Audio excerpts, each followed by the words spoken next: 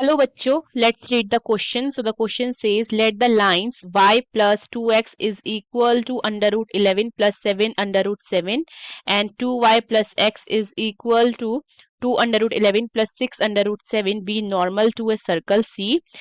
X minus h square plus y minus k whole square is equal to r square. If the line under root 11 y minus 3x is equal to 5 under root 77 upon 3 plus 11 is the tangent to the circle C, then the value of 5h minus 8k whole square plus 5r square is equal to.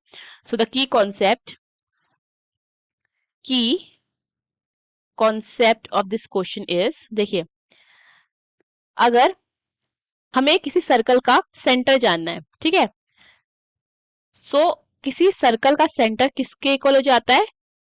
Point of intersection of normals. So जहां पे to normal, late से यहाँ पे कह सकते हैं to normal, अगर हमारे पास टू नॉर्मल्स है, ठीक है, तो जहां पे इंटरसेक्ट कर रही होंगी तो उस पॉइंट, वो जो पॉइंट हो जाता है जहां पे वो इंटरसेक्ट कर रही है वो सेंटर हो जाता है किसी सर्कल का. ओके, सो हमारे पास इक्वेशन गिवन है क्या? हमारे पास इक्वेशन है y प्लस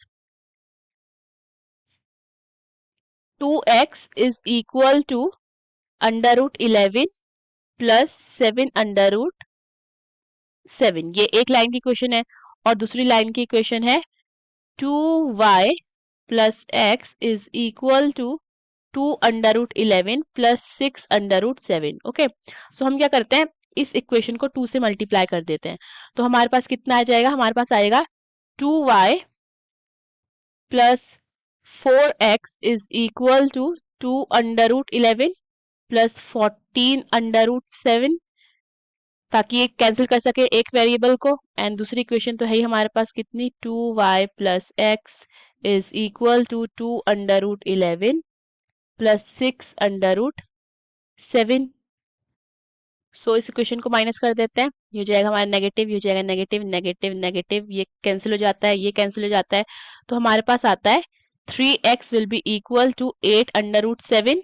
तो x कितना आ जाता है? 8 अंडर रूट 7 अपॉन 3. ओके, अब y निकाल लेते हैं. सो y के लिए हमारे पास इक्वेशन है y plus 2 multiply by 8 under root 7 upon 3 and this will be equal to under root 11 plus 7 under root 7. So ये हो जाता है हमारा 7 plus 16 under root 7 upon 3. This will be equal to under root 11 plus 7 under root 7. So यहाँ से y हो जाता है, y will be equal to under root 11 plus 7 under root 7 under root 7 minus 16 under root 7 upon 3. So यहाँ से y कितना हो जाता है? अंडर रूट 11, एलसीएम लेते हैं तो 3 एलसीएम आएगा, न्यूमरेटर पे आएगा हमारा 21 under root 7 minus 16 under root 7. So हमारे पास y आ जाता है under root 11 plus 5 under root 7 upon 3. Okay, so हमारे पास x कॉमा y देखें तो x कॉमा y हमारे पास आ जाता है, x कोऑर्डिनेट है 8 अंडर रूट 7 अपॉन 3 और y हो गया under root 11 plus 5 under root 7 upon 3. Okay, और ये हमारा किसके इक्वल होता है? ये हमारा है h comma k which is the centre of circle. Okay, ये हमारा क्या, सेंटर ऑफ सर्कल निकल जाता है, सेंटर ऑफ सर्कल. एक चीज हमें जाननी है कि सपोज ये हमारे पास क्या है, सर्कल है, ठीक है, ये हमारे पास सर्कल हो जाता है और ये हम बनाते हैं यहाँ से टेंजेंट, इससे पास हो रही है. ओके, सो लेट्स से इसका सेंटर कितना है, हमारा ओ ले लेते हैं. और जो सेंटर से टेंजेंट तक का डिस्टेंस होता है हमारा, जो सेंटर से टेंजेंट तक का डिस्टेंस है वो हमारा क्या होता है? आर होता है, रेडियस होता है, ठीक है. तो ये क्या होता है? परपेंडिकुलर टू टेंजेंट होता है. सो अब हमें क्या करना है, हमें हमें इस सेंटर के कोऑर्डिनेट्स पता है, ठीक है, और हमें यहाँ पे इक्वेशन गिवन है टेंजेंट की. ओके, तो हमें बेसिकली डिस्टेंस निकालना है, ठीक है. डिस्टेंस निकालेंगे तो वहां से क्या निकल जाएगा? आर निकल जाएगा. सो हमें क्या करना है, हमें एक पॉइंट से एक लाइन तक का डिस्टेंस निकालना है। तो पॉइंट से लाइन तक का डिस्टेंस का फॉर्मूला होता है हमारा d is equal to mod of ax1 plus by1 plus c upon under root a square plus b square.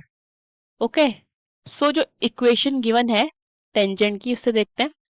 उससे हमारे पास जो a है वो कितना आ जाता है, a हो जाता है हमारा -3 जो x के साथ है, और जो b है हमारा कितना हो जाता है, b हो जाता है √11, राइट। और हमारा यहाँ से ये c हो जाता है। सो सारी वैल्यूज अगर हम पुट करते हैं फॉर्मूले में तो हमारे पास d कितना हो जाता है, d will be equal to mod of -8 √7 plus √11 multiply by √11 plus 5 √7 upon 3 minus 5 √7 5 √77 upon 3 plus 11 upon √3 का स्क्वायर कितना हो जाएगा हमारा 9, ठीक है। -3 का स्क्वायर 9 हो जाता है एंड प्लस √11 का स्क्वायर हमारा 11 हो जाता है। सो यहाँ से हमारा d आ जाता है, d is equal to mod -8 √7 plus 11 plus 5 √77 upon 3 minus 5 √77 upon 3 minus 11 upon √20। Clear है। सो 11 से 11 कैंसिल हो जाता है, 11 से -11 हुआ, फिर ये दोनों कैंसिल हो जाते हैं। सो हमारे पास कितना आता है, d आता है, d is equal to mod of -8 upon √7 upon √20। Okay, so इसको हम क्या लिख सकते हैं फर्दर, -8 √7 और √20 को क्या लिख सकते हैं, 4 √5। Okay, sorry 2 √5। ओके, इसको हम लिख सकते हैं 2 √5। सो ये 2 4 ज़ा 8, ठीक है। सो ये आ जाता है हमारा मॉड ऑफ -4 √7 अपॉन √5, ठीक है। सो ये मॉड से बाहर आता है तो हमारे पास r जो कि d के इक्वल है, डिस्टेंस के इक्वल है, वो आ जाता है 4 √7 अपॉन 5। ओके, और हमें वैल्यू फाइंड करनी है, हमें वैल्यू फाइंड करनी है 5h माइनस 8k का होल स्क्वायर की एंड प्लस 5r स्क्वायर भी है यहाँ पे। ओके, सो यहाँ पे हम इसकी वैल्यू पुट कर देते हैं h एंड k की।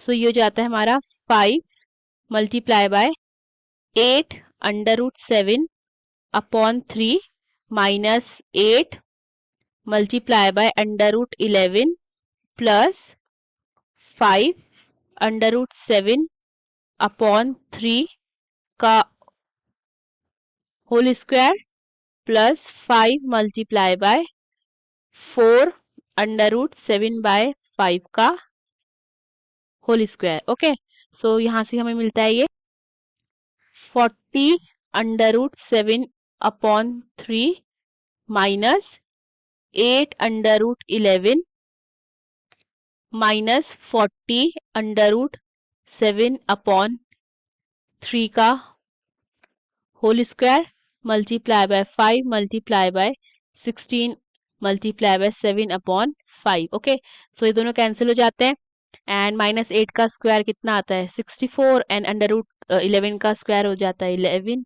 √11 का स्क्वायर 11 एंड यहाँ से हमारा 5 से 5 कैंसिल होता है, 16 7 टाइम्स इज प्लस 112 और हमारा यहाँ पे भी क्या है, हमारे यहाँ पे भी प्लस है, मल्टीप्लाई नहीं है, प्लस 112। सो फर्दर हमारा कितना हो जाता है, ये हो जाता है हमारा 704 plus 112 which is equal to 816। तो हमारी वैल्यू कितनी निकलती है, हमारी इसकी वैल्यू निकलती है 816। Hope you understood the question, best of luck.